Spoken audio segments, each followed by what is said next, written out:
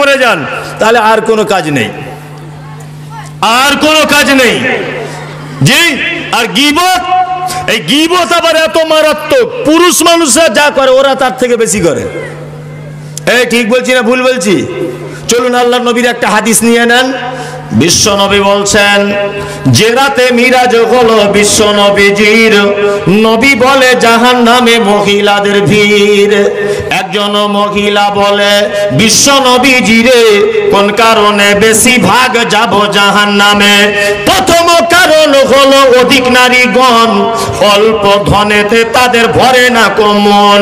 দ্বিতীয় কারণ হলো অধিক নারীগণে ঝগড়াঝাটি বেশি করে নিজ স্বামীর সনে। তৃতীয় কারণ হলো শোনো সমাচার, গীবত যে বেশি করে দুনিয়া মাঝার। এহেন কারণে ওগো অধিক নারীগণ বেশি বেশি যাবে, তারা যাবে জাহান্নাম। আল্লাহর নবী মিরাজের রাত্রিতে জান্নাতের দিকে দেখলেন, শুধু যেন গরিব মানুষেরা আর যেন দুর্বল মানুষেরা, তারা যেন সব জান্নাতে।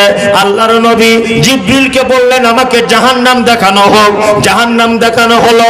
বিশ্ব নবী বলছেন, জাহান্নামের ভিতরে সব যেন ধনী মানুষেরা, আর অধিকাংশ যেন নারীদেরকে জাহান্নামের লোহার আকর্ষিতে করে তাদেরকে যেন টাঙানো রয়েছে।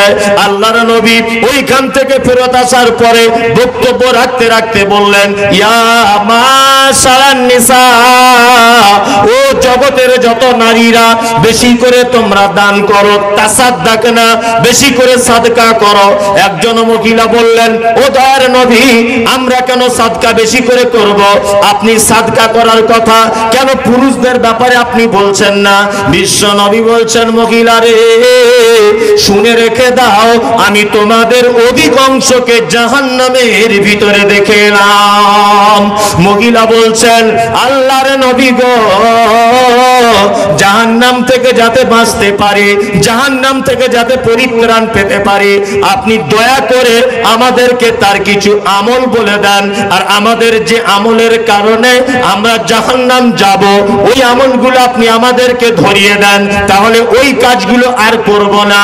বিশ্ব নবী তিনি বলছেন, প্রথম কারণ হলো অধিক নারীগণ, অল্প ধনেতে তাদের ঘরে না মন। এক নম্বরের কারণ নারী জাহান্নামে যাবে, অল্প জিনিসে মন ভরে না। দিনাজপুরের মেয়েদের ভরে? আপনার বহুকে বাড়ি গিয়ে টেস্ট করে দেখবেন। আজকে একটা ওড়না কিনে নিয়ে যাবেন জলসা থেকে, বাড়ি রাতে আলমারিতে রাখবেন, আর সকালবেলাও ঠিক এইভাবে ধরে বলবে, ছি ছি ছি ছি ছি, তোমার চোখ নাই? হ্যাঁ, এ তোমার নানির বয়সের মেয়েরা পড়ে। আমার এখন 24-25 বছর বয়স, তোমার চোখে এইটা ঠেকলো? ও বলবে, ওর অল্প জিনিসে মন ভরবে না। দুই, আপনার মেয়েকে আর কি বলবো, আমাদেরই বাড়িওয়ালিদের ভরে না, তা আপনাদের বউদের ভরবে কি করে? হ্যাঁ, সরিষার ভিতরেই তো ভূত। আমিও বাপের এক বেটা, বুঝলেন, একটাই বেটা। আমার মায়ের 4 বেটি। তা কখনো জলসা টলসা করে যখন বাড়ি যাই, যখন যেখান থেকে যেটা পছন্দ হয় ওর জন্য কিনে নিয়ে যাই। বাংলাদেশে যখন যাই তো মনে হয় 20-30টা জামা কাপড় শুধু ওরই জন্য নিয়ে আসি। আমার আব্বা আবার একটা বৌমা বলে সব জমাতে জামা কাপড় কিনে দেয়। আমার মা একটা বৌমা বলে ফেরিওয়ালাদের কাছ থেকে লুকিয়ে চুরিয়ে সব সময়তেই দেয়। আবার আমার স্ত্রীর বাপের একটা বেটি, ওর বাপ মাও সব সময়তে দেয়। আমার 4টে দিদি, তারা সব সময়তেই দেয়। আর আমি বাড়িতে থাকতে পারি না, সময় দিতে পারি না বলে অন্তত জামা কাপড় বেশি করে কিনি, যাতে অন্তত এইগুলো নিয়ে একটু ভুলে থাকে। আমাকে তাই মাঝে সাঝে বলে, তোমার জলসার 12টা বাজিয়ে দেবো, তোমার জলসার 12টা বাজাবো আমি। অনেক কথা বলে। তা বছরে মনে হয় 100টা জামা কাপড়ের সেট ওরই হয়। আবার 2তলা বাড়ির সব আলমারি টালমারি সব ভর্তি ওরই জামা কাপড়। তা কখনো যদি জলসা শেষ করে বাড়িতে গিয়ে একটু আনন্দ করে বলি, চলো তো তামিমের মা একটু কলকাতা সায়েন্স সিটির দিকে বেরিয়ে আসি, গাড়িটা বার করছি, চলো ড্রাইভারকে ডাকি। তো আমার স্ত্রী আমাকে কথা বলে, কি পরে যাব, ভালো শাড়ি নেই। কি বুঝলেন? হ্যাঁ, আমাকে বলে কি পরে যাব, ভালো শাড়ি নাই। মনে মনে বলি রে বছরে তোকে 100টা সেট দেওয়ার পরেও তুই যদি বলিস ভালো শাড়ি নাই, তা রিক্সা চালকের বউ তাহলে কি বলবে? হ্যাঁ, এর নাম নারী। আল্লাহ নবী সাল্লাল্লাহু আলাইহি ওয়াসাল্লাম দ্বিতীয় নম্বরে বলছেন, শোনো, দ্বিতীয় নম্বরে তোমরা জাহান্নামে যাবে নারী, স্বামীর সঙ্গে সদ্ব্যবহার করো না। তাই আপনাদের করে তো করে? ওই একটা লোক এরম করছে, মানে খুব বিপদে আছে বেচারা, খুব বিপদে। এই আপনার ব্যাপারে অভিযোগ করছে হাত তুলে, মানে ওই বেচারা খুব বিপদে আছে। এখানকার পঞ্চায়েত আছে নাকি এখানে কেউ? কাল সকালে ওর বাড়ি যাবেন, একটু বিচার করে দিয়ে আসবেন, কেন চাচি আমার ভালোবাসে না। বুড়া লোক এরম করছে, মানে কঠিন বিপদে, কঠিন বিপদে। ও মনের কষ্ট দিয়ে হাতটা তুলেছে, এমনি তুলতে পারেনি, খুব কষ্টে আছে বেচারা। চাচি আমার যদি এখানে থাকেন তাহলে একটু বুড়াটাকে সেবা যত্ন করিয়ে না, আর কদিন তো আছে, তারপরে চলে যাবে। আহা, আল্লাহ নবীর আর আয়েশার কি প্রেম ছিল, কি ভালোবাসা ছিল। হাদিসের একটা অংশ আপনাকে বলছি শুনুন, তারপর আবার গীবত বলবো।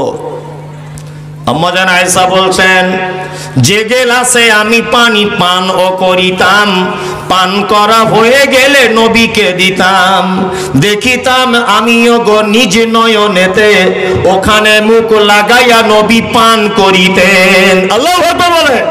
আম্মা জান আয়েশা বলছেন, যে গেলাসে আমি পানি পান করিতাম, পান করা হয়ে গেলে নবীকে দিতাম, দেখিতাম আমিও গো নিজ নয়নেতে, ওখানে মুখ লাগাইয়া নবী পান করিতেন।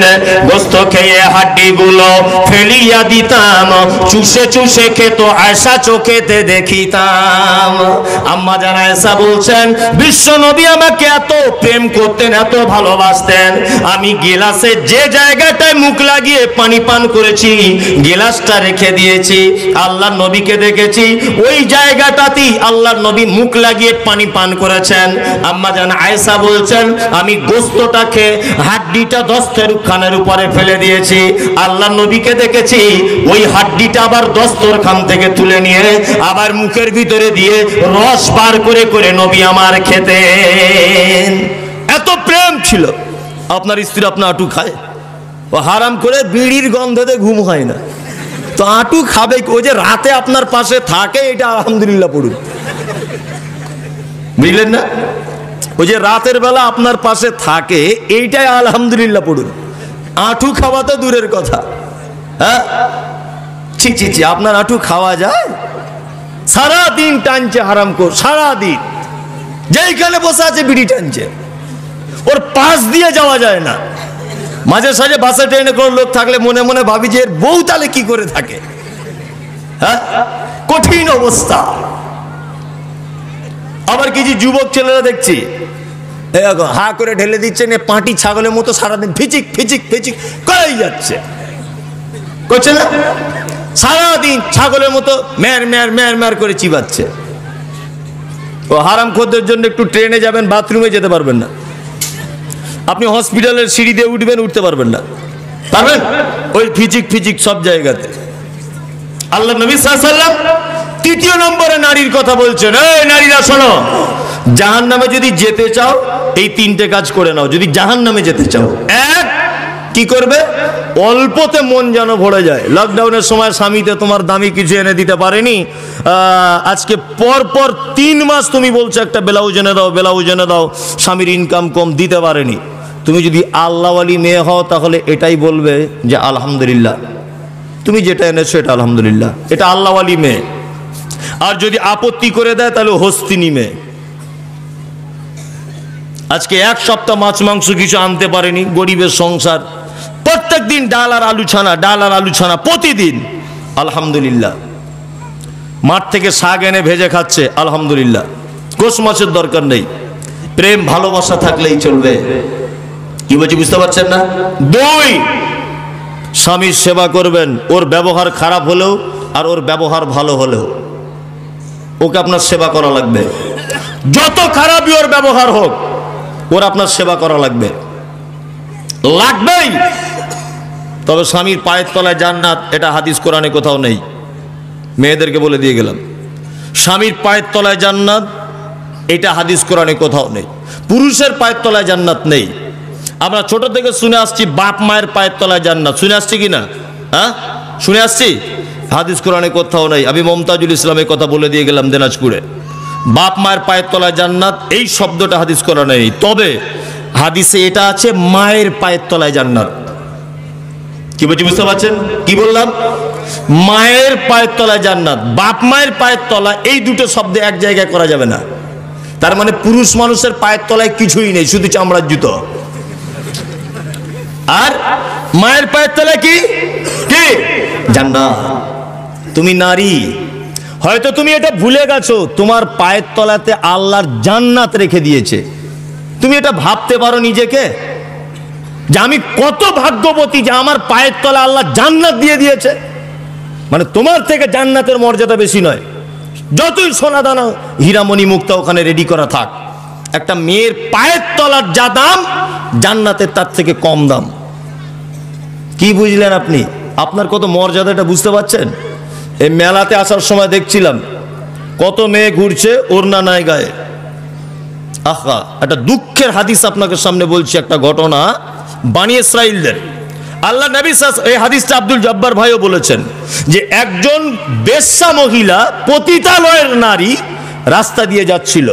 পতিতালয়ের নারী যেতে যেতে দেখছে যে একটা পিপাসায় কাতর হয়ে যাবে একটি কুকুর কাদা মাটিগুলো জিভ দিয়ে চাটছে।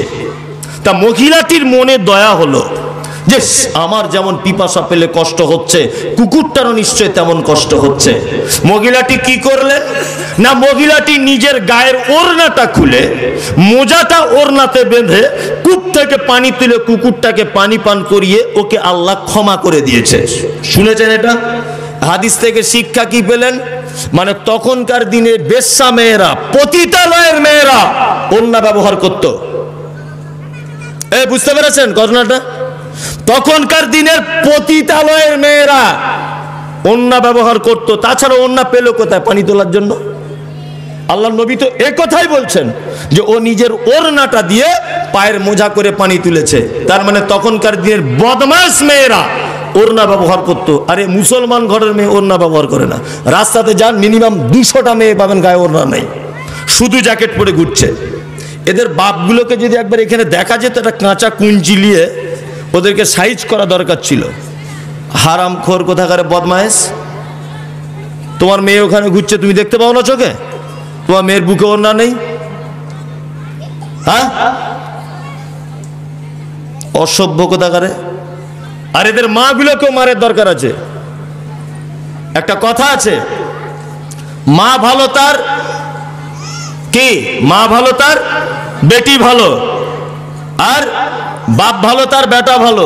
দেখো একটা কথা আছে না, বাপ ভালো তার বেটা ভালো, মা ভালো তার ঝি, গাই ভালো তার বাছুর ভালো, দুধ ভালো তার ঘি।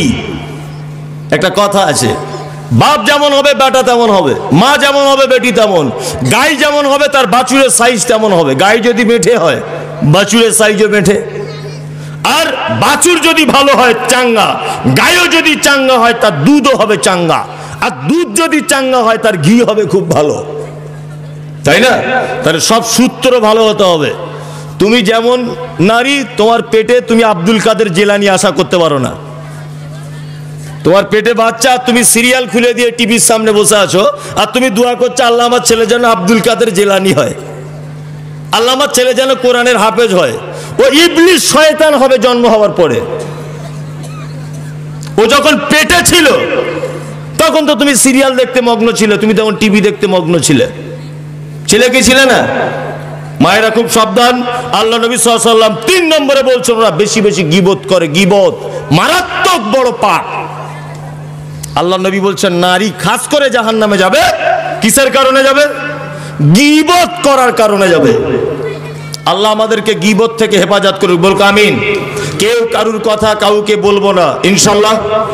হ্যাঁ, আর বিশেষ করে এটা বলে দিয়ে যাচ্ছি, ওই চায়ের দোকানে বসে এখানে ওখানে আড্ডা দিয়ে আমাদের ইমাম সাহেব এই করেছে, আমাদের মৌলভী সাহেব এই করে, আমাদের অমুক সাহেব তাই করে, এই সব একদম করিয়েন না। অমুকের বউ এই করে, অমুকের মেয়ে এই করে, করলে আল্লাহ তাআলা বলছে ওদেরকে জাহান্নামে বেঁধে দেওয়া হবে দড়িতে করে। ইনশাআল্লাহ আমরা এই বেঁধে দেওয়া থেকে দূরে থাকবো ইনশাআল্লাহ। তারপর আল্লাহ তাআলা বলছেন আল্লাযী জামাআ মালা ওয়া আদ্দাদা, জাহান্নামের লাঠিতে করে দড়িতে করে বাঁধা হবে কাদের? যারা মাল জমা করে আর গুনে গুনে রাখে। বন্ধুরে মাল কেমন জিনিস শুনে রেখে দেন। এই যে দুনিয়ায় মাল আপনি দেখতে পাচ্ছেন, টাকা পয়সা জমি জায়গা, এটা আপনার নয়। সব কিছু ছেড়ে আপনাকে চলে যেতে হবে এমন এক জায়গায় যেখানে আপনার হাতের সোনার ঘড়িটা নিয়ে যেতে পারবেন না, আপনার পরনের লুঙ্গিটা খুলে দিয়ে চলে যেতে হবে। সাদা কাপড়টা শুধুমাত্র পরানো হয় এই কারণে যাতে আপনার লজ্জাস্থানটা হেফাজতে থাকে। তাছাড়া আপনি যেমন এসেছেন ন্যাংটো হয়ে, আপনাকে চলে যেতে হবে ন্যাংটো হয়ে। পৃথিবীতে কিসের এত বাহাদুরি? টাকা তুমি কামাচ্ছ হারাম পথে না হালাল পথে, এটা দেখার প্রয়োজন মনে করছো না। টাকা আর টাকা, আজকে 1 লাখ টাকা হলো, কালকে 2 লাখ টাকা হলো, পরের দিন 3 লাখ টাকা হলো। শুধুই তুমি গুনতে ব্যস্ত রয়েছ আর মনে মনে ভাবছো টাকা আমাকে বাঁচিয়ে দিবে। শুনে রেখে দাও, সারা ভারতবর্ষের বামফ্রন্টের সব থেকে বড় নেতা, তার নাম জ্যোতিবাবু। জ্যোতিবাবুর নাম শুনেছেন? মারা গেছে। ডাক্তার বিধানচন্দ্র রায় মারা গেছে, বেঁচে নাই। কিছুদিন আগে মারা গেছে কোটি কোটি টাকার মালিক, তার নাম হচ্ছে লতা মঙ্গেশকর, আর বেঁচে নাই। কিছুদিন আগে মারা গেল বাপি লাহিড়ী, আর বেঁচে নাই। কিছুদিন আগে মারা গেল কাদের খান, আর বেঁচে নাই। কিছুদিন আগে চলে গেল দিলীপ ঘোষ, আর সবাই মারা যাবে। পৃথিবীতে কেউ কোনোদিন বেঁচে থাকবে না।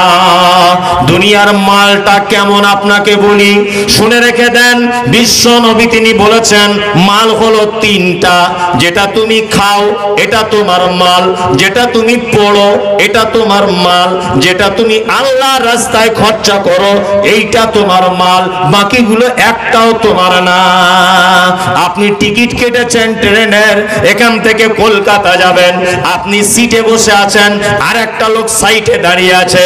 ও যতক্ষণ না পর্যন্ত আপনি উঠবেন ততক্ষণও কিন্তু ওই সিটে বসতে পাবে না। আপনি এখান থেকে চলে গেলেন, বোলপুর পার হলেন, আপনার সিটের মর্যাদা আস্তে আস্তে করে কমে যাচ্ছে। বন্ধুরা আমার, আপনি উঠে যাবেন, আপনার সিটে আরেকজন বসবে। আপনি বাসে উঠেছেন, মালদায় যাবেন, আপনি মালদা পর্যন্ত পৌঁছাবেন, আর একজন দেখবেন সাইডে দাঁড়িয়ে আছে। আপনি উঠে গেলে আবার ও ওই সিটে বসবে। এর নাম হলো দুনিয়া, আর এর নাম হলো মাল। আপনি যে মালের সম্পদ পাহাড় জমা করে রেখেছেন, আপনার পাশে আর একজন খারাপ হয়ে আছে, আপনার বেটা।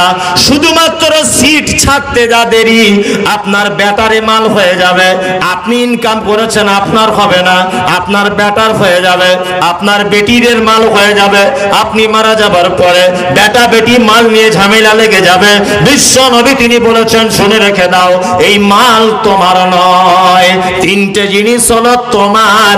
যেটা তুমি খাও এটার নাম হলো মাল, যেটা তুমি পড়ো এটার নাম হলো মাল, যেটা তুমি আল্লাহ রাস্তায় দাও এইটা হলো মাল, বাকিগুলো একটাও তোমার নয়। মাল বাঁচাতে পারবে? এ মাল কাউকে বাঁচাতে পারে? পারে না। আমাদের মাঝে একজন বাদশা এসেছিলেন, বাদশার নাম হলো বাদশা সেকেন্দার। সবাই নাম শুনেছেন।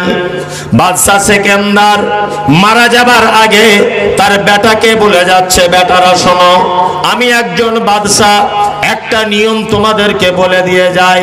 আমাকে যখন খাটিয়াতে তুলবে, খাটিয়ার 2 সাইডে হাতগুলো বার করে দিবে।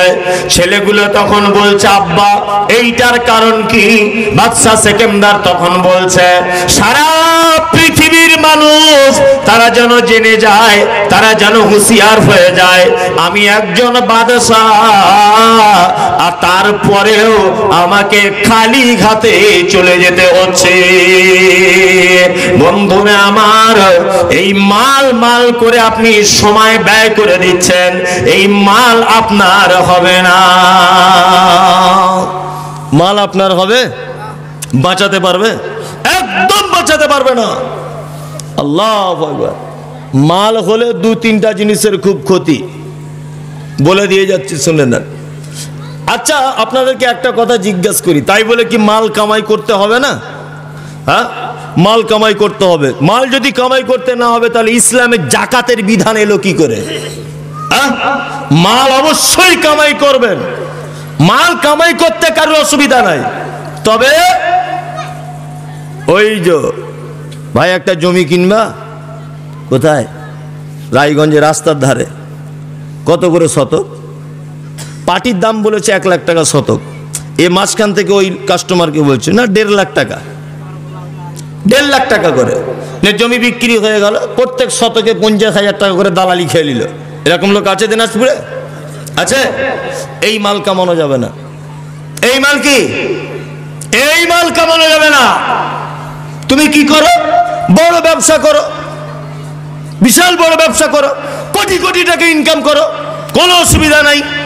কিন্তু এই যে এর জমি ওর দিকে করে দিয়ে মাঝখান থেকে 20 লাখ টাকা ঝেড়ে নিলে, এই টাকা যদি তুমি কামিয়েছো তাহলে তোমাকে বাঁধা হবে।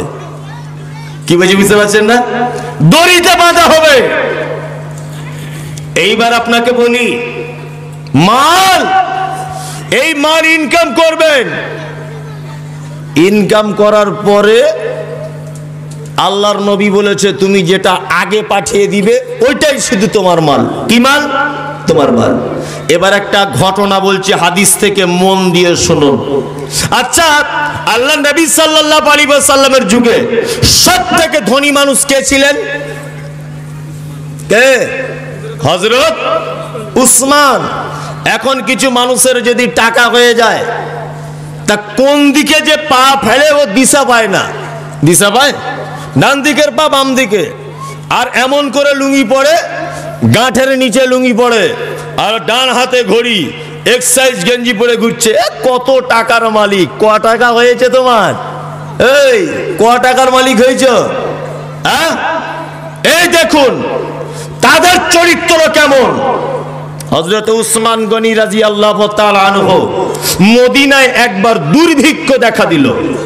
দুর্ভিক্ষ মানে এমন দুর্ভিক্ষ মানুষ না খেয়ে মারা যাবে। মায়েদের বুকের স্তনের দুধ বন্ধ হয়ে গেল। এমন অবস্থা, শিশুগুলো তারা যেন খেতে পায় না, তাদের পায়ের সঙ্গে পা লেগে যাচ্ছে, তারা যেন চলতে পারে না রাস্তা দিয়ে। তারা মদিনার রাস্তাতে নেমে পড়েছে। আর রাস্তাতে নেমে পড়ার পরে তারা যেন দেখতে পাচ্ছে আজকে 1 দিন 2 দিন 3 দিন খাওয়া হয় না, যদি কেউ আমাদেরকে খেতে দেয়। ওই জনগণ লোকগুলো, ক্ষুধার্ত মানুষগুলো দূর থেকে দেখতে পাচ্ছে বড় একটা দল উটের পিঠে যেন তারা কোনো খাদ্য দ্রব্য নিয়ে আসছে। অনেকগুলি উট তারা যেন নিয়ে চলে চলে আসছে। আর বাচ্চাগুলো যেন আনন্দ করছে আর বলছে, মা ওই দেখো উটে করে আমাদের খাদ্য আসছে। মানুষেরা ভাবছে এই খাদ্য কার বাড়িতে আসতে পারে, মনে হয় আমাদের জন্য। মদিনার গলিতে গলিতে আস্তে আস্তে যেতে যেতে উটগুলো সব যেন ঢুকে গেল হযরতে উসমানের বাড়িতে। হযরতে উসমানের বাড়িতে যখন ঢুকে গেল তখন ব্যবসায়িকরা হযরত উসমানের বাড়িটা ঘেরাও করে নিল। আর ব্যবসাদাররা মনে মনে ভাবলো আজকে ব্যবসা ভালো হবে, উসমানের কাছে সস্তাতে মালগুলো কিনবো আর গরিব মানুষদের কাছে বেশি দামে বিক্রি করব। এই বলে ব্যবসাদাররা সব এসে, কেউ বলছে এই খেজুরের দাম 20 টাকা, কেউ বলছে এই জবের দাম 80 টাকা, 100 টাকার মাল বলছে 200 টাকা। এইরকম ভাবে সবাই যেন এক সাইডে দাঁড়িয়ে আছে বন্ধুরে আমার। আর ক্ষুধার্ত মানুষেরা, গরিব মানুষেরা, কোলে বাচ্চা নিয়ে মেয়েরা, তারা যেন এত ভিড়ের মধ্যে পেরে গেল হযরতে উসমান পর্যন্ত যেন তারা পৌঁছাতে পারছে না। যাবে যে ব্যবসাদারদের ঠেলাতে মানুষ যেতে পারছে না হযরত উসমানের কাছে, এত ভিড়। হযরতে উসমান ব্যাপারটা দেখলেন, এটা তো কঠিন ব্যাপার, মানুষ সব না খেয়ে রয়েছে। হযরতে উসমান দরজা খুলে ঘরের ভিতর থেকে বলছে, ও ব্যবসাদাররা শোনো, এ মাল আমি বিক্রি করব না, আর তোমরা যে দাম দিচ্ছ এর থেকে বেশি দাম একজন দিবে, তোমরা যে দাম বলছো তার থেকে 10 গুণ বেশি একজন দাম দিবে, আমি তাকে মাল বিক্রি করে দিব। ব্যবসাদাররা তো অবাক হয়ে গেল যে খেজুরের দাম 100 টাকা, আমরা বলছি 200 টাকা, আবার আমাদের থেকে 10 গুণ বেশি দিবে বলছে। কে সে লোকটা? ব্যবসাদারটাকে। সমস্ত মানুষ জানো সেই ব্যবসাদারকে খুঁজতে লেগে গেল। কে সে ব্যবসাদার? কে সেই লোকটা? কে সেই ব্যক্তি যে 10 গুণ দাম দিয়ে সে এই মালগুলো কিনবে? হযরত ওসমান বলছেন, এদিকে সব বস্তাগুলো খোলো। বস্তাগুলো খুললেন একটা একটা করে, খাজুরের বস্তার দড়িটা খুলে বাচ্চাদের হাতে খাজুরগুলো ধরিয়ে দিলেন, নিজে হাতে বস্তা থেকে ময়দাটা বার করে ক্ষুধার্ত মানুষদের কাছে তুলে দিলেন। ব্যবসাদার অবাক হয়ে বলছেন, ওগো উসমান, এটা কেমন কথা হলো? আমরা তো ভেবেছি আজকের মাল নিয়ে সুযোগ করে ব্যবসা করব, আপনি আমাদের সেটাও করতে দিলেন না। হযরত উসমান বললেন, আল্লাহ বলেছে আমার রাস্তায় যদি কেউ 1 টাকা দিয়ে দেয় আমি তাকে 10 গুণ ফেরত দিয়ে দিই। আমি হযরত ওসমান এই হাজার হাজার উটের পিঠে যত মাল রয়েছে সমস্ত মাল মদিনার গরিব মানুষদের মধ্যে বিলি করে দিলাম। আমি আল্লাহর দরবারে এর 10 গুণ মালের দাবিদার। আল্লাহ তাআলা পবিত্র কোরআনের মধ্যে বলছেন, আল্লাযী জামা মালাও ওয়া'আদ্দাদা, যারা পৃথিবীতে মাল কামাই করে আর যারা গুনে গুনে রাখে, শুনে রেখে দাও তোমাদেরকে জাহান্নামের ভিতরে দিয়ে ফি আমাদি মুমামদাদা, তোমাদেরকে একদম পেঁচিয়ে পেঁচিয়ে জাহান্নামের রডে, জাহান্নামের খুঁটিতে তোমাদেরকে বেঁধে দেওয়া হবে। মাল তোমার কোনো উপকার করতে পারবে না। মাল যদি কামাই করাই লাগে হযরত উসমানের মতো করা লাগবে। আল্লাহর নবী তিনি জিহাদের ডাক দিলেন। জিহাদের ডাকে জিহাদের সৈন্য যাবে 30,000। কতদিন জিহাদ চলবে? 3 মাস। আল্লাহর নবী চাঁদা চাইলেন, তোমরা কিছু কিছু চাঁদা দাও। কেন? কোন সাহাবীর কাছে মাল নাই, কারোর কাছে টাকা নাই।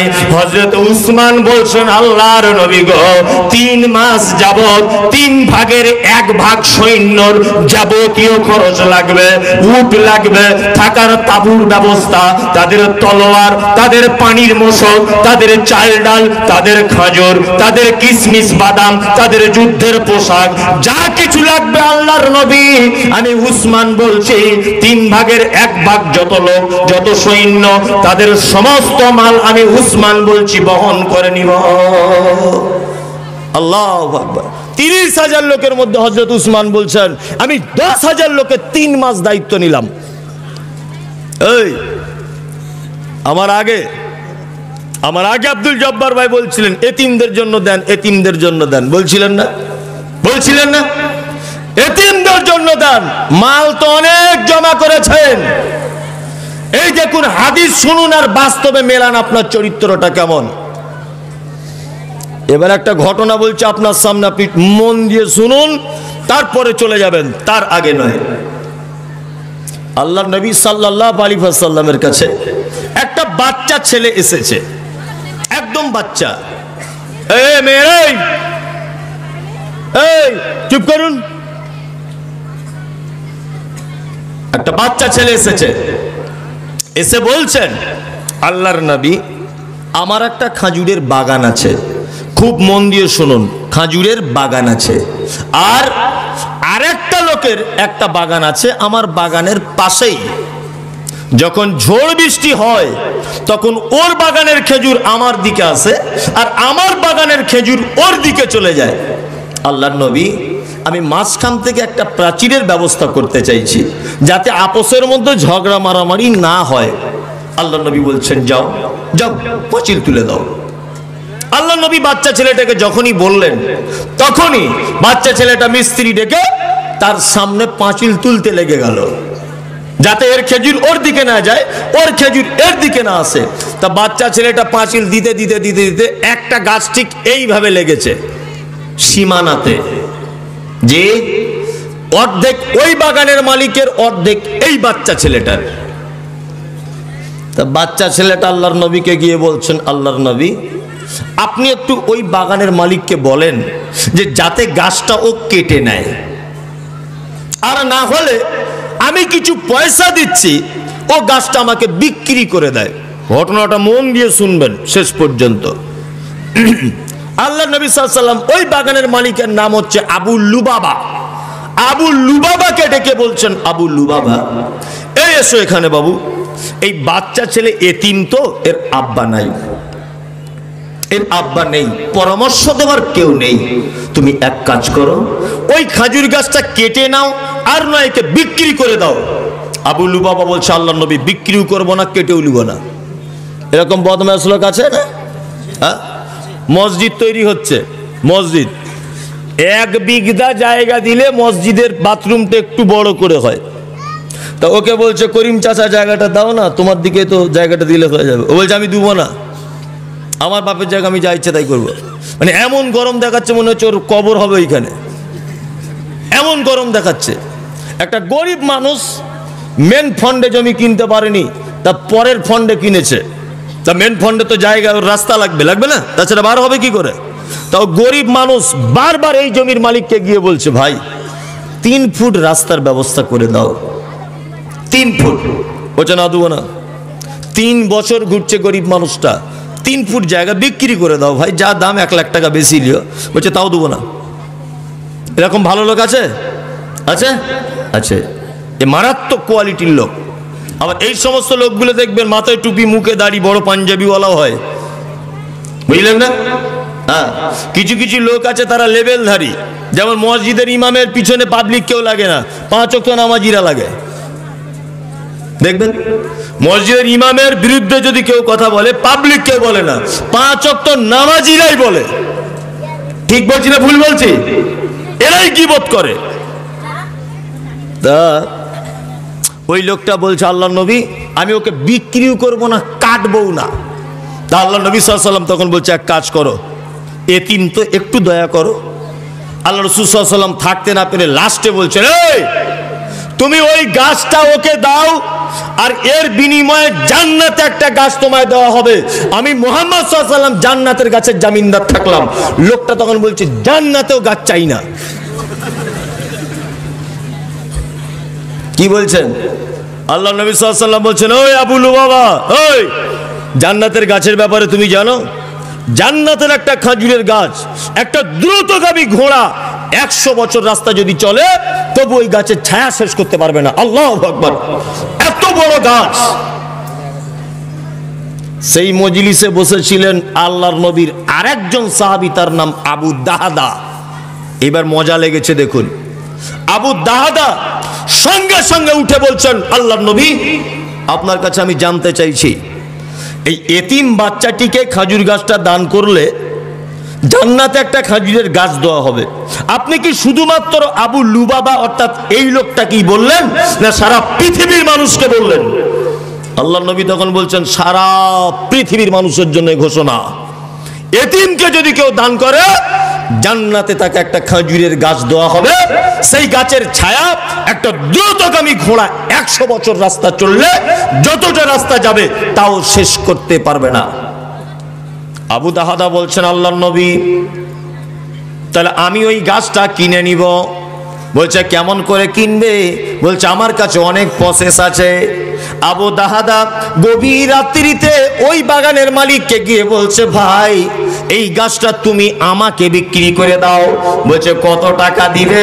বলছে টাকা দিব না, আমার একটা বাগান আছে, তার ভিতরে 600টা গাছ আছে খাজুরের, আর তার ভিতরে আমার বিল্ডিং বালাখানা আছে। বন্ধুরে আমার ছেলে মেয়ে সব ওই বাগানের ভিতরে বসবাস করে। আমার জায়গাটা, আমার ঘরটা, আমার খাজুরের গাছটা, ভিতরে পানির কূপ, সব কিছু তুমি নিয়ে নাও। এই খাজুরের গাছটা দয়া করে তুমি আমাকে দাও, আমি ওই এতিম বাচ্চাটিকে দান করে দেব।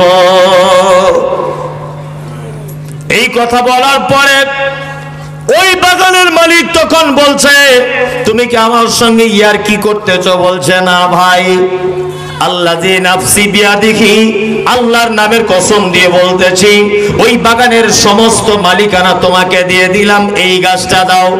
তখন বাগানের মালিক, ওই গাছটার যে মালিক রাজি হয়ে গিয়ে বলল আমি রাজি হয়ে গেলাম। আবু দাহাদা বাড়ি চলে গেলেন গভীর রাত্রিতে। বাড়িতে গিয়ে দরজায় ঠক ঠক ঠক ঠক করে আওয়াজ করলেন। বিবি দরজা খুলে দিলেন। আবু দাহাদা বলছেন ঘরের ভিতরে ঢুকবো না, বাইরে থেকে কথা হবে। বিবি বলছে এটা আবার কেমন কথা? বলছে আমার ঘর বিক্রি করে দিয়েছি, এই ঘর আর আমার নাই, এই বিল্ডিং বালাখানা আমার নাই। চলো জামা কাপড় যা আছে গুটিয়ে নাও, আমার ছেলেগুলোকে নাও, মেয়েকে নাও, চলো আমরা ঘর থেকে বার হয়ে যাই, আমার এই বাগানটা আমি বিক্রি করে দিয়েছি। বিবি বলছে কত টাকার বিনিময়ে? বলছে টাকার বিনিময়ে নয়, আমি জান্নাতের একটা খাজুর গাছের বিনিময়ে বিক্রি করে দিয়েছি। বিবি বলছেন কাম্মিন ইজকিন দারাহিন ইয়া আবা দাহাদা, এ আবু দাহাদা ধন্যবাদ, ধন্যবাদ তোমাকে, ধন্যবাদ, তুমি জান্নাতের বিনিময়ে তোমার বিল্ডিং বালাখানা সব বিক্রি করে দিলে। আল্লাহ নবী বলেছে জান্নাতের ভিতরের গাছটা 100 বছর একটা দ্রুতগামী ঘোড়া, একভাবে যদি চলতে থাকে তবুও তার ছায়া শেষ করা যাবে না। বিবি তখন স্বামীকে বলছে এর থেকে প্রিয় জিনিস আর কি হতে পারে? আবু দাহাদা আল্লাহর নবীর দরবারে বিবি বাল বাচ্চা নিয়ে যেন একত্রিত হয়ে বলছেন ইয়া রাসূলুল্লাহ, আমি সেই গাছটা কিনে এতিম বাচ্চাটিকে দান করে দিয়েছি। বিশ্ব নবী বলছেন কাম্মিন ইজকিন দারাহিন ইয়া আবা দাহাদা, ধন্যবাদ ও ভাগ্যবতী বেটা, ও ভাগ্যবান মহিলার ভাগ্যবতী মহিলা আর ভাগ্যবান পুরুষ, শুনে রেখে দাও তোমাদের জন্য জান্নাতের ভিতরে আল্লাহ একটা খাজুর গাছ নির্মাণ করে দিয়েছে, যার দ্রুত গতিতে একটা ঘোড়া চললে 100 বছর শেষ করা যাবে না। এই দেখুন, মাল যদি হতে হয় এই রকম মাল হওয়া লাগবে। আপনার টাকা বেশি হয়েছে মানে এটা নয় আল্লাহ আপনাকে পরীক্ষা করছে। মাদ্রাসা থেকে আসবে, মসজিদ থেকে আসবে, মক্তব থেকে আসবে, খানকা থেকে আসবে, এতিম আসবে, ফকির আসবে, যে কেউ আসবে, মেয়ের বিয়ের জন্য আসবে, তোমার কাছে হাত পাতবে। বিশ্ব নবী বলছেন তোমাকে মাল দিয়ে পরীক্ষায় ফেলা হবে, মাল দিয়ে তোমায় পরীক্ষা করা হবে। এই এবার একটা কথা আপনাকে বলছি, আচ্ছা বলুন তো, মাধ্যমিকের পরীক্ষার প্রশ্ন যদি 2021 সালে যা হয়েছিল 22 সালেও যদি তাই হয়, তাহলে ছাত্র ছাত্রীরা আর কেউ পড়াশোনা করবে? করবে? করবে না। তাহলে এক এক বছর এক এক রকমের প্রশ্নপত্র, তাই তো? তাই এবার আপনাকে বলছি, প্রশ্নপত্র বিভিন্ন ক্লাসের বিভিন্ন রকমের। ক্লাস 1 যে প্রশ্ন ক্লাস 3 সেটা হয়? হয় না। এক এক ধরনের প্রশ্ন। আল্লাহ তাআলা ঠিক তেমন এক একজনকে এক এক ধরনের পরীক্ষা করবে। সবার পরীক্ষা একরকম হবে না। হবে? হবে না। কিছু কিছু মানুষ প্রশ্ন করে মৌলভী সাহেব আল্লাহ কত নিষ্ঠুর দেখুন। বলছে কেন? বলছে আমাদের গ্রামে একটা ছেলে হয়েছে, ছেলেটার হাতটা এইরকম, তো ও কি পাপ কাজ করেছে? আবার কিছু ছেলে আছে জন্ম থেকে অন্ধ, হয় না? কিছু ছেলে আছে তার মানে কি বলবো আপনার, হাতে পায়ে হাঁটছে, বাসে ট্রেনে দেখা যায় না। আবার কিছু লোক বলছে আল্লাহ কত বড় নিষ্ঠুর, একটা নিষ্পাপ শিশুকে এরকম করে বানালো। বলছে কি বলছে না? বলছে এটা ওটা আল্লাহ সৃষ্টি ওরকম নয়। ঘটনা হচ্ছে বিভিন্ন জনের পরীক্ষা বিভিন্ন রকমের। যার বেটাকে কানা করে দিয়েছে ওর বাপের কে পরীক্ষায় ফেলা হয়েছে। যার বেটিকে বোবা করে দিয়েছে আল্লাহ ওকে পরীক্ষায় ফেলে দিয়েছে। আর একটা পরীক্ষা হলো এটা, দুনিয়াতে তোমাকে নিঃস্ব করে দেওয়া হবে, এটা একটা পরীক্ষা। আর তোমাকে মাল ভরপুর করে দেওয়া হবে, এটাও আর একটা পরীক্ষা।